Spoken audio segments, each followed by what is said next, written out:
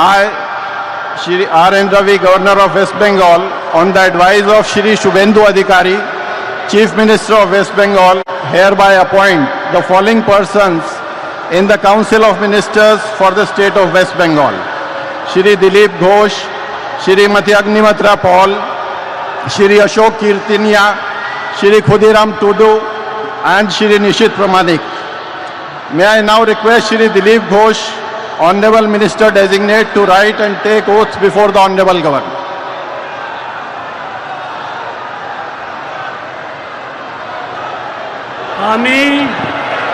আমি ঈশ্বরের নামে শপথ করিতেছি যে বিধি দ্বারা স্থাপিত ভারতের সংবিধানের প্রতি আমি অকৃত্রিম নিষ্ঠা ও আনুগত্য পোষণ করিব।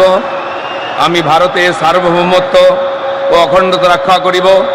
পশ্চিমবঙ্গ রাজ্যের মন্ত্রী রূপে আমার কর্তব্যসমূহ নিষ্ঠাপূর্বক এবং বিবেকসম্মতভাবে নির্বাহ করিব এবং ভয় বা পক্ষপাত প্রীতি বা বিদ্বেষ রহিত হইয়া সকল শ্রেণীর জনগণের প্রতি সংবিধান ও বিধি অনুসারে ন্যায়াচরণ করিব। আমি শ্রী দিলীপ কুমার ঘোষ ঈশ্বরের নামে শপথ করিতেছি যে পশ্চিমবঙ্গ রাজ্যের মন্ত্রীরূপে যে কোনো বিষয় যাহা আমার বিবেচনার জন্য আনিত হইবে বা আমি জ্ঞাত হইব, তাহা ওই মন্ত্রীরূপে আমার কর্তব্যসমূহের যথাযথ নির্বাহের জন্য যেরূপ আবশ্যক হইতে পারে তদ্ব্যতি রেখে আমি প্রত্যক্ষ বা পরোক্ষভাবে কোনো ব্যক্তি বা ব্যক্তিগণের নিকট জ্ঞাপন করিব না বা প্রকাশ করিব না।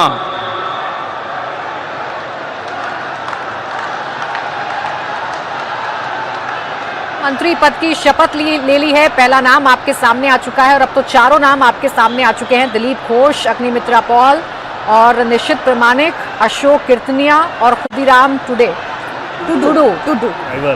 ये ट्राइबल चेहरा है। अशोक कीर्तनिया एससी चेहरा है जो कि बनगांव उत्तर से जीत कर आए हैं, और दिलीप घोष वरिष्ठ नेता हैं, बीजेपी अध्यक्ष की जिम्मेदारी 2021 में संभाल चुके हैं, ओबीसी चेहरा है। तो जो कॉम्बिनेशन कास्ट का हो सकता है, जो कॉम्बिनेशन रीजन्स का हो सकता है, वो आपको इन पांचों नामों में इस वक्त नजर आ रहा है। 2016 में खड़गपुर सदर सीट से पहली बार चुनाव जीते, 7 बार के विधायक ज्ञान सोहन पाल को हराया दिलीप घोष ने।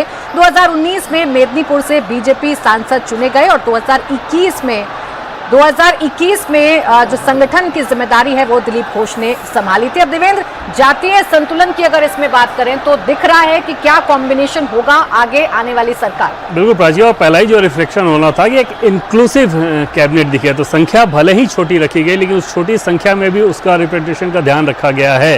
शेड्यूल कास्ट और इसके अलावा शेड्यूल ट्राइब, ओबीसी, महिला, और इसमें जैसे दिलीप घोष जैसे व्यक्ति का अगर चयन किया गया तो उसके पीछे सिर्फ जाति नहीं बल्कि ये बात भी ध्यान रखें कि अगर टीएमसी से आए शुभेंदु अधिकारी को मुख्यमंत्री बनाया गया तो हार्डकोर बीजेपी संगठन के प्रतिनिधित्व वाले चेहरे के तौर पे दिलीप घोष को भी उसमें रखा गया।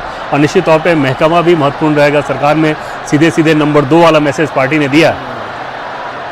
तो तस्वीर आप देख रहे हैं, दिलीप घोष अब सभी से प्रणाम करते हुए आपको दिखाई दे रहे हैं, और 7 बार के विधायक ज्ञान सोहन पाल को हराकर 2016 में उन्होंने खड़गपुर सदर से चुनाव जीता। और पश्चिम बंगाल में जब बीजेपी उतनी ताकतवर शक्ति नहीं थी, श्रीमती अग्निमित्रा उस वक्त Paul, honourable minister Bharatiya Janata designate, party के सबसे बड़े चेहरे के तौर पर दिलीप घोष को हम देखते